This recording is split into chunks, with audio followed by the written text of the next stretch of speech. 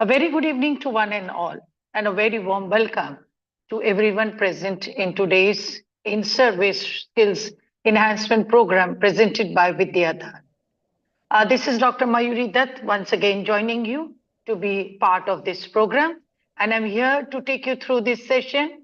And before taking you through the session, it is a ritual that I should let you know all about VidyaDaan, the organization who is doing so great a job in bringing so many educationists together on the platform, which is highly recommended by CBSE and other educational bodies.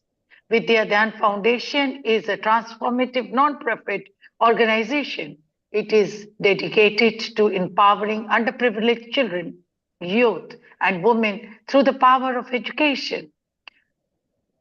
With an unwavering commitment to fostering a brighter future, VidyaDaan Foundation is at the forefront of providing high quality education in India, thereby enabling disadvantaged children to unlock their potentials, to enhance the quality of education. It also conducts teacher training program. In the past, under the In-Service Skill Enhancement Program, which is very popularly known as ISEP, we take pride when we say that we have successfully trained over 18,000 teachers. The number is increasing every week. We all know that the national education policy emphasizes on continuous professional development, which is CPD of education. Each teacher is expected to participate in at least 50 hours of CPT opportunities every year. This is a minimum, one can even have more. Now we have resumed this in-service skill enhancement program, which we call as ISCP, and it's going to be an ongoing one. It is indeed had been a great pleasure for me to be part of few of them. We shall have a session and are having rather a session every Saturday fixed from 5 p.m. to 6 p.m. And our speakers, they are eminent educators who always share their learning and they are just imparting to what they have gathered in the course of their learning experience as educators in various schools across the country. There are certain points which they always discuss, which we want the teachers, the audience, the members who join this program every Saturday to just collect those and keep it in their notebook.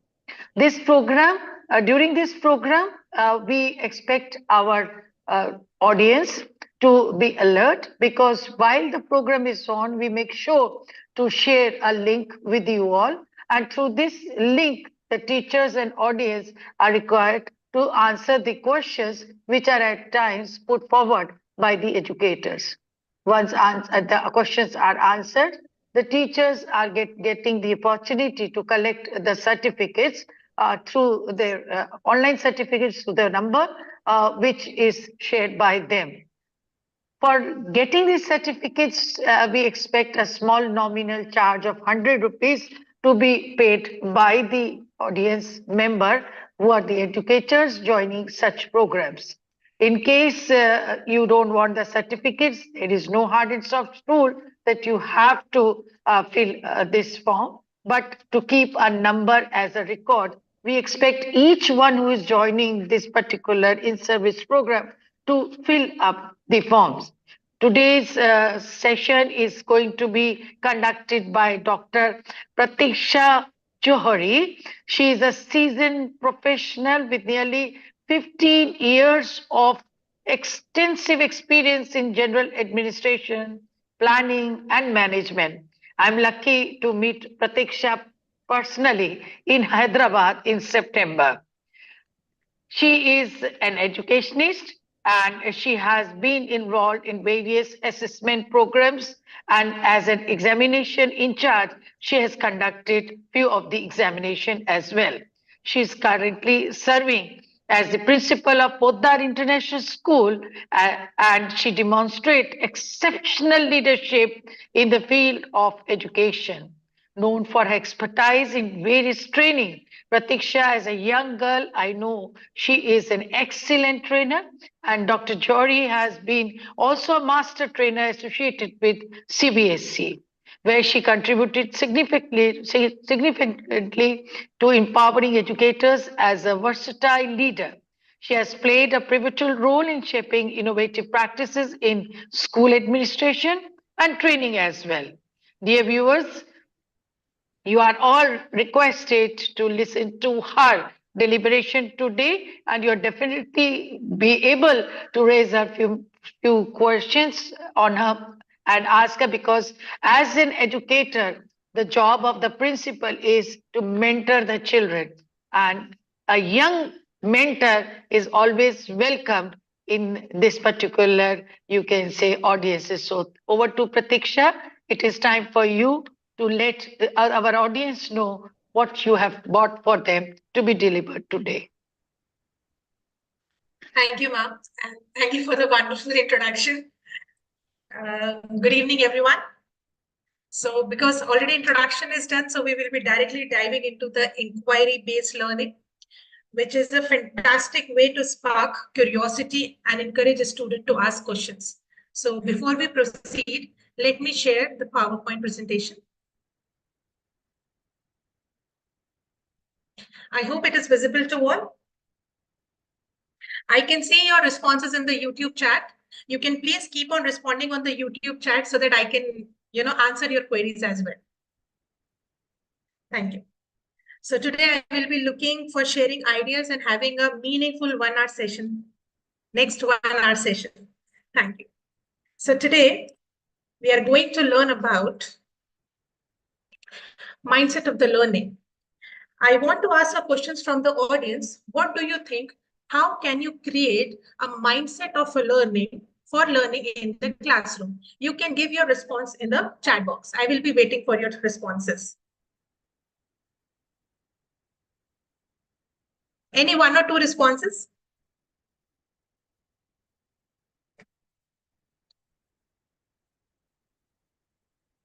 Again, I repeat my question.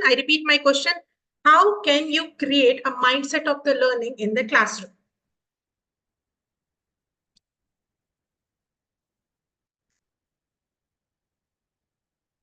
Usually when we'll start our lesson opening, we expect a student to ask few questions. We will keep something little left behind so that the student will ask few questions, right? Sometimes you will use project-based lesson opening. Sometimes you will do assessment-based, asking curious questions. Very good. I am now receiving the responses. Thank you, Nasreen ma'am. Yes, asking curious questions. Very good. But you are asking questions. What if the student is asking questions from you? Recapitulation, okay? Recapitulation, when the teacher is taking the charge of the learning at the points of the traditional classroom. Now, in the 21st century, we want our students, yes, the very nice response I have got, create curiosity from Mr. Chirantan Chatterjee. Thank you, Mr. Chirantan. It is all about creating the curiosity in the class so that student will take the charge of their own learning. Usually in the traditional classroom, most people consider questions as an obstacle. They either bring you the glory by showing their intellect or bring you the shame or others' perspective that the person is not intelligent enough and has a weak comprehension skill. But not now anymore. The questioning skills are now lifestyle. Can you imagine how great learning would it be when the students were always charged to ask the questions, whatever knowledge they are having based on that questions? Rather than being passive and using the prior knowledge to understand without questioning of the knowledge which they are going to attain. Right? That is called mindset of learning. In inquiry classroom, the teacher built curiosity, and the curiosity from the students bring more questions in their mind, and that's what they are learning. How would you create a mindset for the learning in the classroom? What would you think creating a mindset involves? Can I please? Warm-up exercise, set clear goals. Very nice. Circle time, Reiteration of the previous day topic, recapitulation. Any other? Set clear goals. Okay. So the responses which I have got in I'm summarizing the responses. The responses are questioning, projects, activities, discussions. So in the mindset that we need to create, questions are not obstacle. As I said, questioning is a lifestyle. How do we cultivate the habit of questioning? Globally, we have moved to a situation where thinking has to be audible, visible, and transferable. And that's what it can be achieved through questions. How to create curiosity? Mr. Chirantan said little back that to create curiosity in the class while opening the lesson for the day. So how does this curiosity helps in the classroom? Can I have a responses? Let's have a 1-1-2-2 responses for each and every question so that it will be the interactive session, right? Integrated learning develop curiosity among children. Okay, very nice. How does curiosity help? Why curiosity is required in the classroom? Basically, when you create curiosity in the classroom, it will help the students to retain knowledge for a longer period of time and also brings positive changes in the behavior. As you see on the slide, retaining knowledge for the longer period of time helps in developing areas of the interest. When the students are started asking questions from you, you can identify what are the areas of the interest. Of course, encouragement is already there, also there as a response. Making real life connection. Once a student is able to question something, right? And then if the child is able to make frame the question, definitely the child will be having a part of an answer for that question. That means the child is already a halfway through and he needs a little help from the teacher to get the full answer. Correct? So if the teacher will give the full answer of that particular question, the child will be able to make the real life connection. Positive changes in the behavior to learn the concept is in positive changes in the behavior. Of course, once the concept is clear, when all the anonymity is clear, definitely the tolerance of the uncertainty and the stress will be reduced in the children. It will bring a positive change and develop non-critical behavior. Several studies shows that curiosity, as I said, several studies are there which have shown that curiosity helps to retain knowledge for a longer period of time. Now, my question is, how do you keep students curious enough to stimulate learning, but at the same time mold their knowledge acquisition to meet your specific learning outcomes? Sometimes I often come across with the questions from the teachers or the concerns from the teacher. Ma'am, my students are asking questions, but the questions are going beyond my standard or my structured curriculum. How to retain them, how to bring back to that particular topic. And if the students will start, ma'am, they'll go beyond the textbook and my time is getting wasted. I'm not able to complete my syllabus. I think it will happen with you also. Please respond.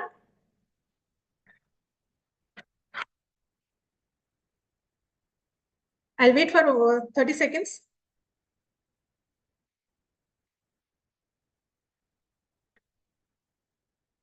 Okay, so now as by the time you'll respond, let me come up with this thing.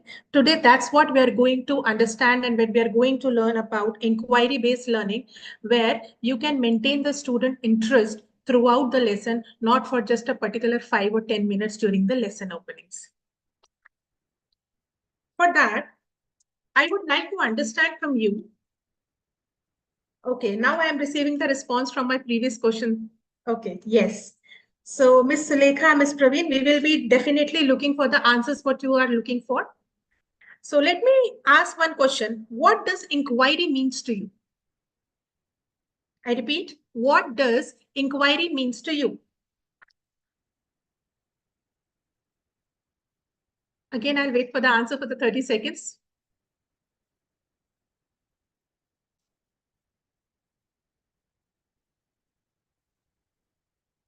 A simple English word, inquiry. Okay. In general terms, inquiry means to seek truth or information by art of questioning, right? So in throughout the session, when I am using the word inquiry, I am telling you art of questioning. If you're able to relate it, then it will be very easy session for you to understand and to implement future and to implement the same in future also. Get some information, better bi-directional engagement, mental level of the students. Very good. I'm receiving very nice responses. Thank you. You're a wonderful audience. So as we discussed earlier also, in the traditional classroom, we see in the lessons, the students were provided with the information and the students were asked to replicate the information that have been told, right? But here in 21st century, the inquiry is about generating curiosity in the class, moving away from telling them answer about to asking them to find out the answer. In an inquiry classroom, teaching is more inductive. The heavy lifting is done by the students only. Teacher is just an active observer. Inquiry is a way to develop the curiosity in the students within the realms of the structured curriculum. How to do it? For that, we have a 5 inquiry models, which we call it as 5E inquiry models. Let's study one by one. And if you have any questions, you can please post it here and I will definitely answer it. The 5E inquiry model is a teaching framework used to guide students through an inquiry-based learning process. The model is designed to engage students in active learning and promote development of critical thinking skill. How? There are 5 E's. First is engage, explore, explain, elaborate, and evaluate. We will study one by one in depth. Let's go with engage. The engage stage is designed to stimulate student curiosity and interest in the topic. It involves creating a connections between the prior knowledge and the new topic. This stage includes variety of activities such as group discussions, demonstrations, and hands-on experience. This engage strategy you will implement within 10 to 15 minutes of your lesson opening, wherein you are trying to grab the attention of the students towards the learning outcome of the day, where the teacher is expected to engage the students. I'll give you a very easy example over here. One of my teacher did this, and I'm just sharing the incidents what happened. I went to her class. She was teaching simple machines, but she don't want to start the lesson directly. She bought one lemon from her house. She bought one lemon squeezer. She asked 2 students volunteers to come. She cut the lemon into 2 halves, gave one half lemon to one student and a squeezer to the another student, and asked the student to squeeze it from the hand and the another student to squeeze it from the using lemon squeezer. After that, she asked, "What is your experience? Which one is easy? Why it is difficult?" Then the students are only by using the hand-on experience, they are realizing that the small lemon squeezer work is making their work easier. And that's what today our topic is, simple machine. That's how she started the class. The moment she engaged the student in hands-on experience, the students start observing. That's what is the starting of an inquiry-based classroom. Now, coming to the explore point. Once the students are already engaged in some hand-on activity, project, or any of the demonstration activity which is going during the lesson opening, it comes to the explore stage, where taking the example what is happening in the class, they will check out their previous knowledge and they will find out the various other examples. In this case, the students tried to find out the other examples of simple machines. They came up with a different examples which teacher heard all those examples and discussed further. So in the explore stage, students are encouraged to investigate the topic further through hands-on experience, experiments, and other interactive activities. Students discover concepts and ideas for themselves and develop their own understanding and ideas. The next is explain. The child is already engaged, child already explored the topic, and child already know that what answer he did not find, child already know that what answers he wants now. It comes to the explain stage, where again the teacher is not doing anything. Here students are asking questions from students. Students are given an opportunity to share their findings and ideas with others. They can present their work through group discussions, presentations, and written reports. Students develop their communication skills and clarify their understanding of the topic. Coming to the elaboration, elaborate stage is an advanced inquiry stage. Elaboration stage provides students with additional opportunity to deepen their understanding of the topic. This can include extension activities, further research, or application of the concept learned to the new situation. Here, the students will go somewhere beyond the textbook where the topic is there, but the information is not there in the textbook. Student will pose the question or frame the questions where the answers are not available in the textbook, but the student has to research or probe on that particular topic to find out the answer of that question. Usually we call these type of question as higher order thinking skills. That comes to the elaborative part. And the last is the evaluation. Student were engaged, student learned concept, everything. Now we have to check. We have to evaluate their learning. So the evaluate stage involve assessing a student's learning and understanding of the topic. This can be done through variety of methods such as quiz, test, project-based assessment. We will have a slip test also, exit ticket also these days we have. Feedback is provided to both the teacher and the student on the effectiveness of the learning process. This is an overview of the 5E inquiry model: engage, explore, explain, elaborate, evaluate. I'll give you 1 minute. If you have any questions regarding this, please do ask in the chat box so that I can help you out. I can give you the answers. Please.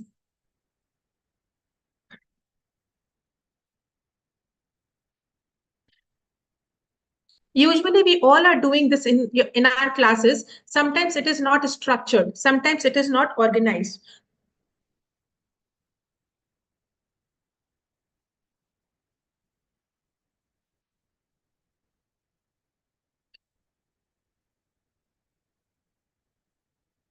If you are designing your lesson plans, if you are designing your lesson plan and dividing into in these 5 categories, your lesson delivery will be outstanding. Where you are engaging the student, you're making them explore the topics, you are making them to explain the topic, you're making them to elaborate the topic, and definitely after that you will be evaluating, and even the students are also evaluating. Peer learning is happening here. Let's proceed. Here, there are 2 notions: think, ink, link, and think, make, link. What does it mean? Can anyone reflect their understanding on this?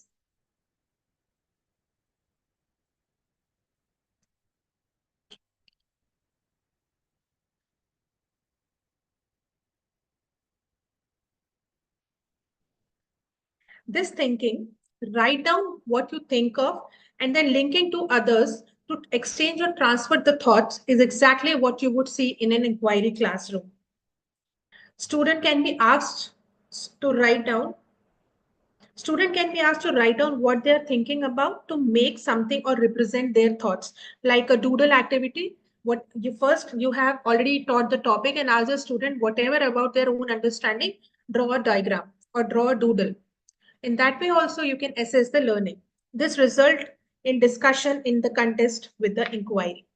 So basically what you're doing, you are feeding curiosity and linking teaching to learning. What is the key of developing curiosity or inquiry in the class? Inquiry is all about asking questions. As I said, whenever I'm using the word inquiry, I'm talking about asking the questions. So here in our session also, I am asking you to inquire from me. I'm asking you to ask questions from me so that I can give you the responses, I can give you the answers. So inquiry, as I said, is all about assess and write and connect to the topic. Correct. So inquiry is all about asking questions, some initiated by the teacher and majority of that initiated by the students. Student probes deeper into the learning and connect with what they know and what they want to know more about. But to get there, a student has to be provoked to be curious, and then the teacher has to think about sustaining the curiosity throughout the lesson or a unit. Sometimes it happens only for the first 10 minutes, students will be very active in the class. And once the class go on, the lesson development will go, it will become monotonous and students lost their curiosity, and they will be just a passive listener. And they will not be absorbing and grasping the knowledge or learning what is happening in the class. So, teacher questions should be structured in such a way that students are provoked to ask questions, which start building a deposition, or you would say habit of questioning the child mind. Inquiry-based learning is based on questioning, as I said, and I will be repeating it multiple times throughout the lessons because this has to be understood. Inquiry means question. Sometimes, as I said initially in the first slide also, students sometimes feel very shy to ask questions, or those who are asking questions, people think that he or she is showing the intellect and she doesn't want the answer. She only just wanted to show that how intelligent he or she is. It happens in the classroom, right? So when how to encourage the student for provoking the curiosity, there are multiple ways out of that. But whenever the students are asking the questions, you have to ensure that the question should not be closed, nor they can be question that can be found easily in the book. As I said, HOTS 1. Inquiry questions are more higher order thinking, which promotes creativity, application process, and reading and writing process. By asking inquiry questions, students look beyond what is next or to the next to the chapter or the topic, but rather what's in the student mind. So there are some techniques for provoking the curiosity all the day. The techniques are share a glimpse, what to come, bring an object to the class or a problem, activate the senses, and maintain a curiosity corners. Just go for all four of these and reflect how many of you have used any of the one technique to create curiosity or to generate curiosity in the class.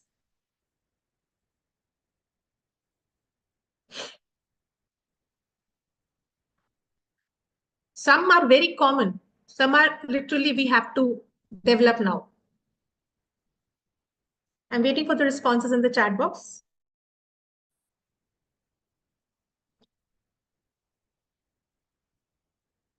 I repeat, provoking curiosity. These are the strategies or a technique by which you can create the curiosity in the class. Share a glimpse of what to come, bring an object, problem, image to the school, activate the senses, and maintain a curiosity corner. Okay, let's discuss one by one. Sharing of glimpse of what's to come. It is all about sharing incomplete information and getting a student to inquire on it. For example, show a small part, all of them. Okay, carrying object, and now I'm getting the responses. Carrying object in the class, very good. All of them, Mr. Chiranthan, Miss Misha, carrying objects in the class, very good. So even I was about to give the same example. Show the small part of the picture and keep the rest hidden. We did this activity. Sorry, like we activity in the class. And for English subject, maybe you can read the para of a novel or a caption and left it unread and ask a student to guess and ask a student to caption it, right? Coming to bringing a picture or an object to the school. Can anyone can give any other example from the strategy number 2, bringing an object or a problem image to the school? Through objects, okay, yes. What object? Showing pictures, very nice. So it could be the past, or you can pose a problem that you have discussed with the students and get them thinking on it. You can have an inquiry task of the week for the particular topic, or in the syllabus where the students have to conduct their own inquiry. I repeat, where the student have to conduct their own inquiry, where the student have to conduct or to frame their own questions, right?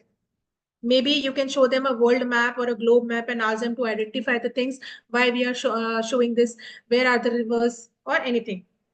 I'm not maybe the subject expert, but I can give you this small examples. Now, coming to the third point, where it's called the activate the senses. Having a sensory walk filled with the different textures. Usually, I feel the science teachers do it. They are taking the students outside in the school garden, making them touch the leaves, smelling the flower, and asking them what is the texture of the leaf, what is the size of the leaf. This all under the activate the senses. Also, this is interlinked with the multiple intelligence kinesthetic learning. Learning by touching the object, right? Models, right? Showing pictures. Curiosity corner. Maintain. This is something very interesting and it works wonderfully in all the classes. Curating the classroom. So, one of my teacher does this. I have seen her class. The moment the student came back from their sports periods in the class, the entire desk arrangement was changed. She has completely rearranged the desk arrangement, and the students were literally puzzled, and they started asking questions. And that was a geometry class. I was not able to observe the class fully, but I know that she created the curiosity in the students. What is geometry and what we are going to learn about it. Sometimes even my teachers they are creating the curiosity corner in the classroom, a soft board where questions, whatever the questions coming into the student's mind, they're pasting it there. And as and when in a week they're getting the answer, they're writing the answer also, learning by themselves. They're doing the heavy lifting.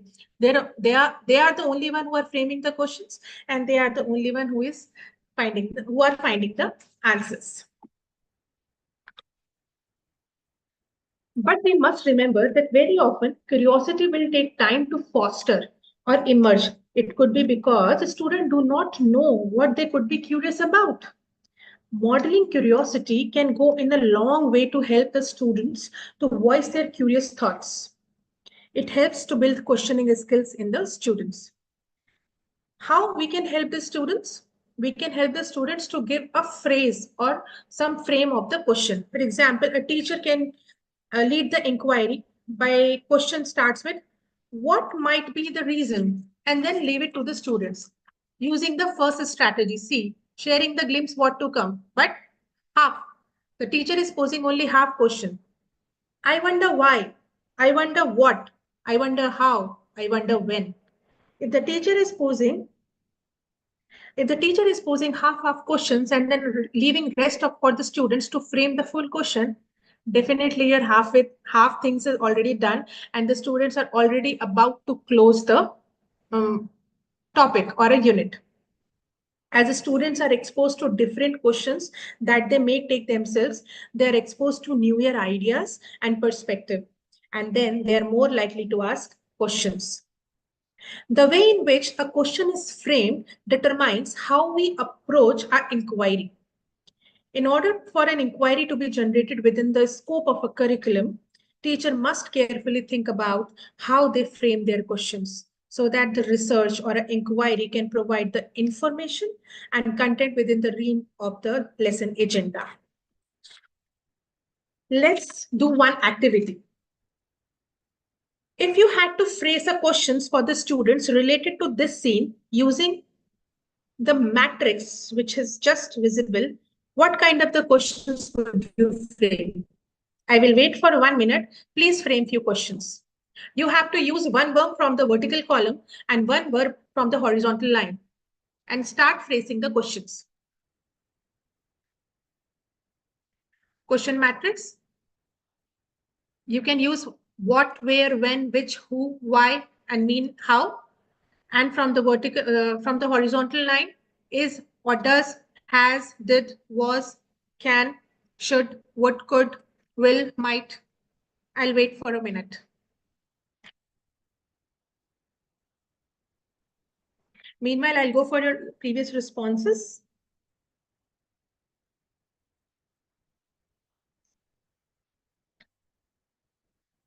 In mathematics also, we can take them to the ground. Yes, definitely we can take them to the ground. For measuring any of the area, perimeter, or a basketball ground, football ground, yes, definitely we can take them. For language also, mainly for sounds, we can activate the senses. Very good. Yes, good idea.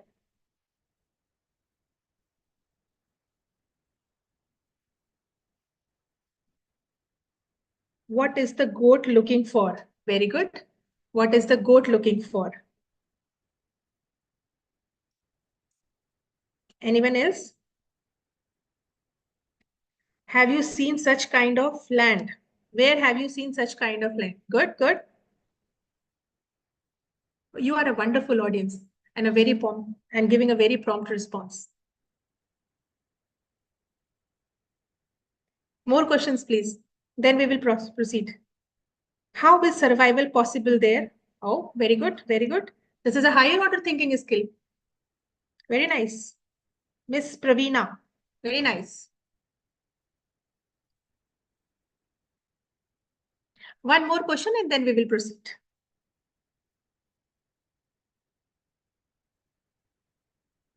One more question.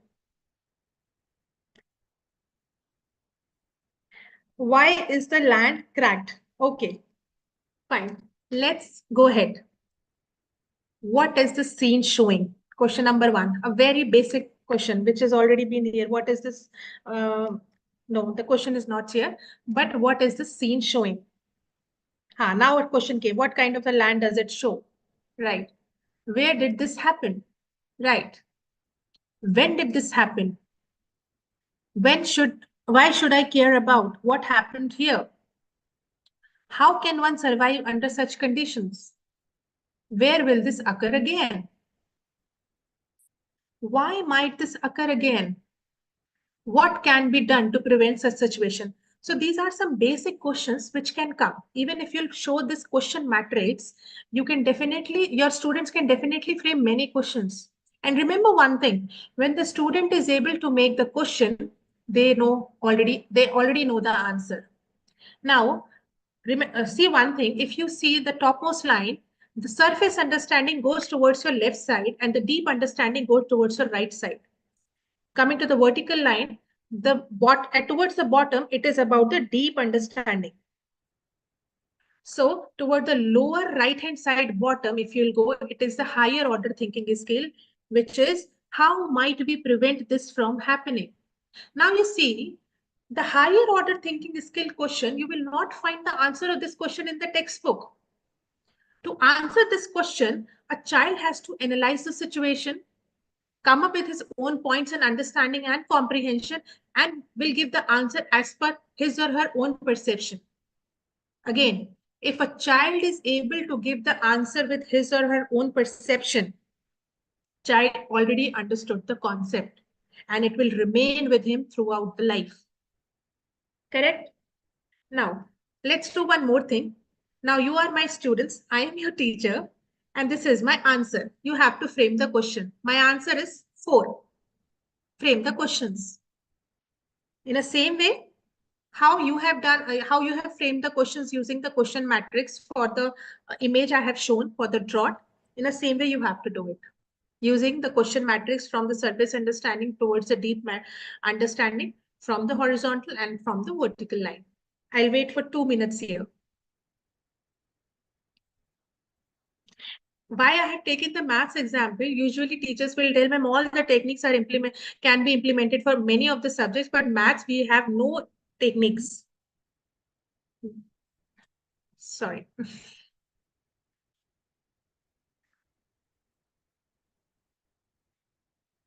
What does make 4? Very good. One question I have received. Anyone else? Try making higher order thinking skill. What comes to the surface understanding? If you'll go to the how and why or will and might, it will be towards higher order thinking skill. How can you get 4? Wonderful answer. Wonderful answer. How can you get 4? Miss Praveena. Very nice. Anyone else would like to try? Which type of number is 4? Odd and even. Wonderful. Wonderful.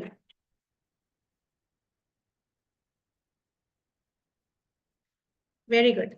So as you see, let me see. What is 2 plus 2? The answer is 4.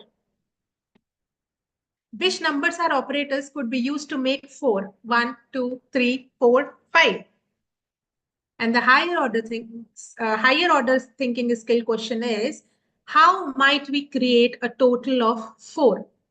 When the child is giving you the answer of how might we create a total of 4, that means child already know, is it odd, is it even, is it square root, is it what all?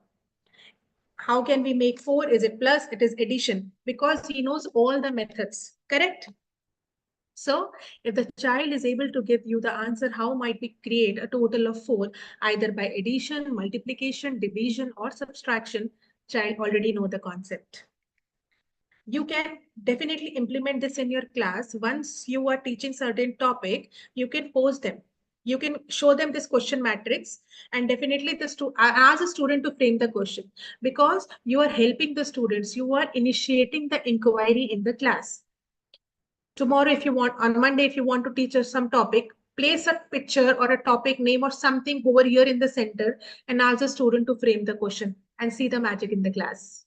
Let's proceed. What should be held responsible for such an, okay, that is a later one. Fine. Now, I have a video for you. It's a 4-minute video. Let's see this. It is an inquiry-based classroom wherein a teacher will be using the 4 types of inquiry. One is called a structured inquiry. Another is guided inquiry. The third is controlled inquiry. And the last is open inquiry. Usually what we do in the class is called a structured inquiry, which is not completely organized. Now let's see the video and we will discuss later on. Have a nice watching.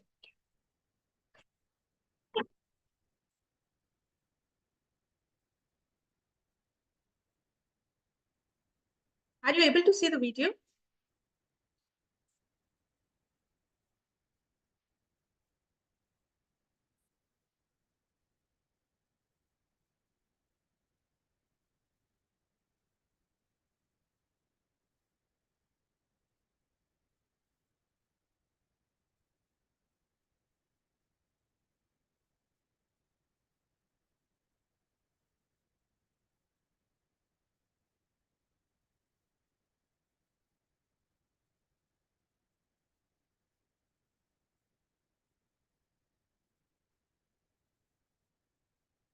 Okay, let me share again. I'm sorry. I'll just share it again. Wait. I'll share the video again. Are you able to see it now?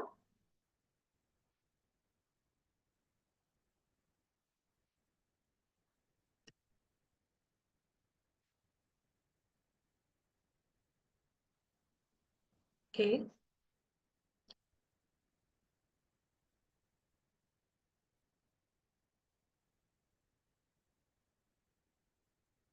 Is it visible now?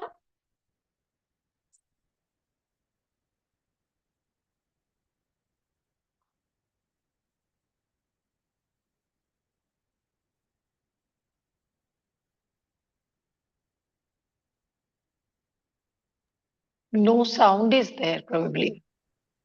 Only sound is there. No sound. Fine. The video is visible. Okay, let me check once again. Share sound. Is it visible now? Yeah, it's okay.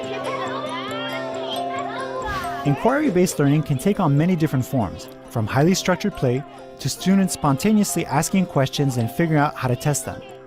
Inquiry is not a free-for-all where students are expected, for example, to spontaneously rediscover Newton's laws of motions by themselves.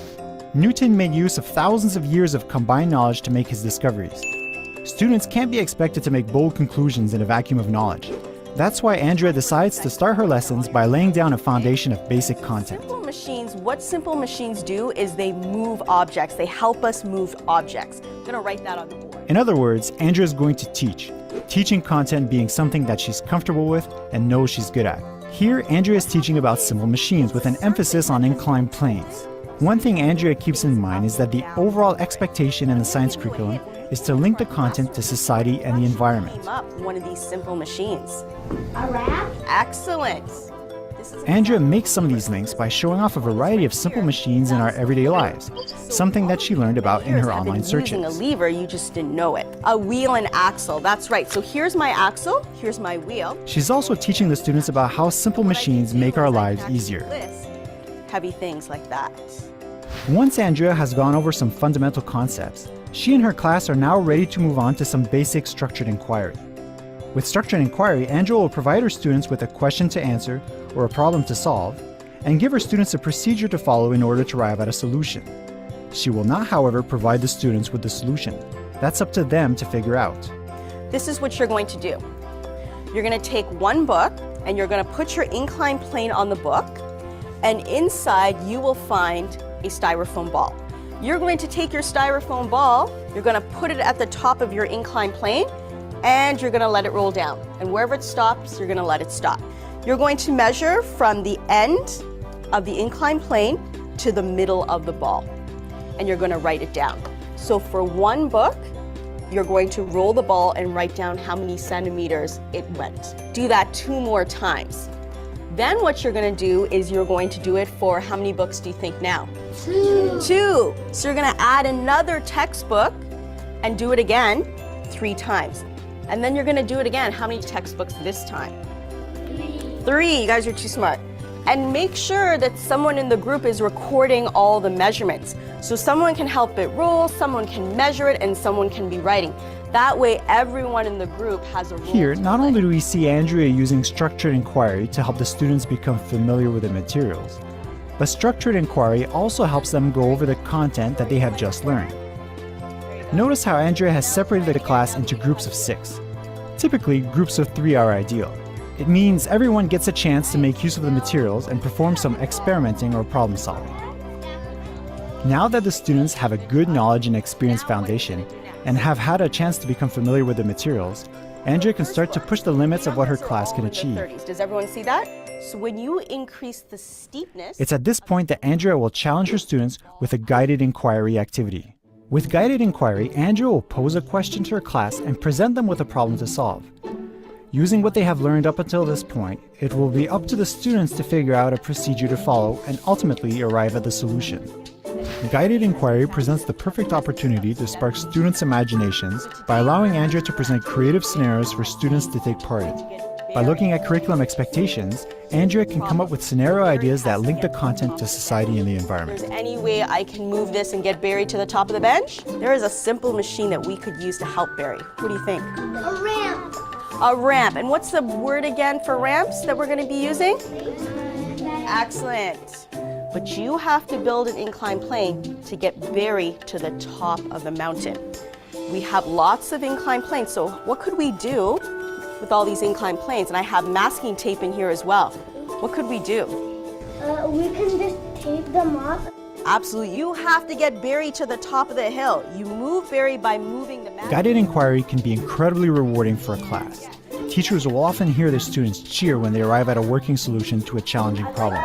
Guided inquiry also achieves a strong balance between student freedom and constraints. Students are instructed to solve a specific problem with specific tools, but are given the freedom to arrive at the solution using their own strategies. The end result is that students take ownership of their work and arrive at the lesson's desired conclusions without being overwhelmed by too many options and going too far off the beaten track. It takes practice to create a guided inquiry activity that really hooks students. If an activity is compelling enough, it's often at this stage that Andrea will encounter students who won't want to stop playing and building. Their motivation can be quite high. You were able to get Barry to the top of the mountain. That's every single group. Everyone, big round of applause. Good job. You all got Barry to the top. Very good. So you have to get the medicine to him. Now here's the problem. Here, Andrea is presenting a second activity that she has previously observed to be quite appealing to students. You have to build a transport system to move the... It's also often during guided inquiry that students will start asking questions, trying to delve deeper into the content. These questions are the key to the next step in inquiry, open inquiry. Open inquiry is a byproduct of other forms of inquiry. With open inquiry, the teacher does not provide the solution, the method, nor the question. The students come up with the questions. Because Andrea has scaffolded the inquiry, students should feel comfortable enough now with the materials to answer many of the inquiry questions that they or their colleagues might have. Doing so would involve making predictions and planning their own procedure with some teacher assistance. Here, Andrea encourages the students to come up with questions about inclined planes that can be answered through experimentation. She and the class are going to figure out which questions can be tested using the available materials. Ultimately, because the questions come from the students' curiosity, there is a high intrinsic motivation to arrive at a conclusion. Open inquiry leads to powerful teachable moments and is incredibly satisfying for students and teachers who both use the opportunity to learn.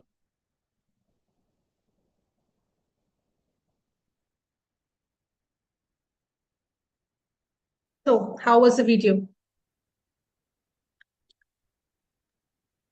I That really shows. liked it. Thank you, ma'am. Thank you.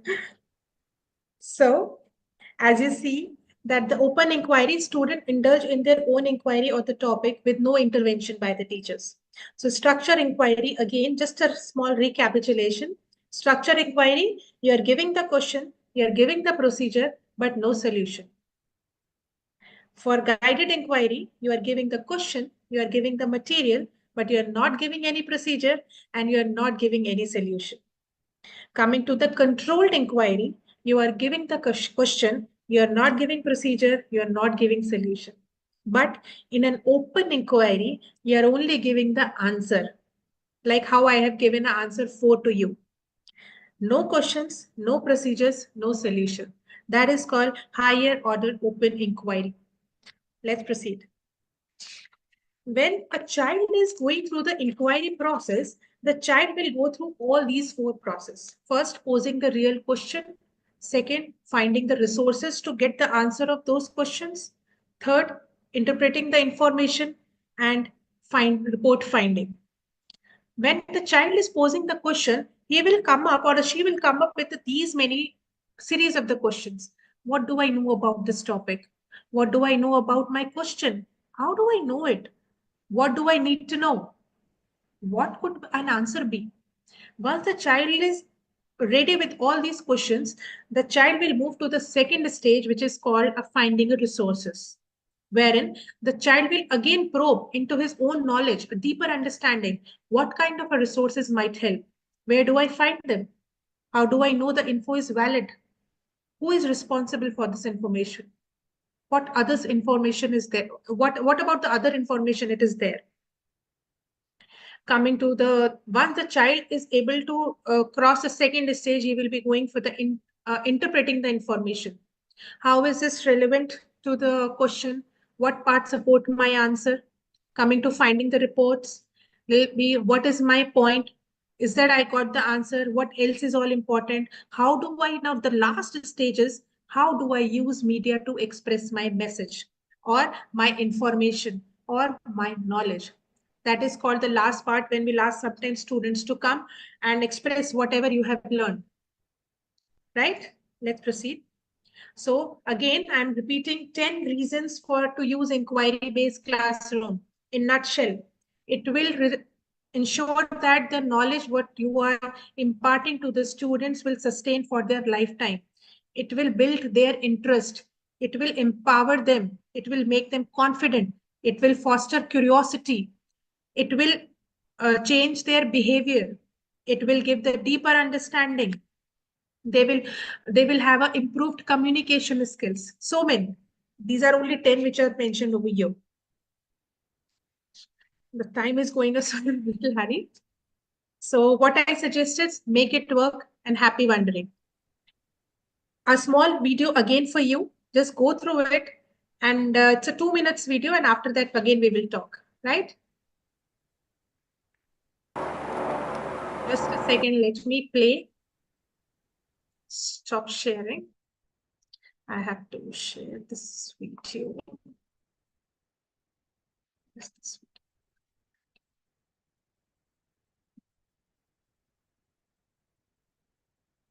Give me a second. Let me open this video.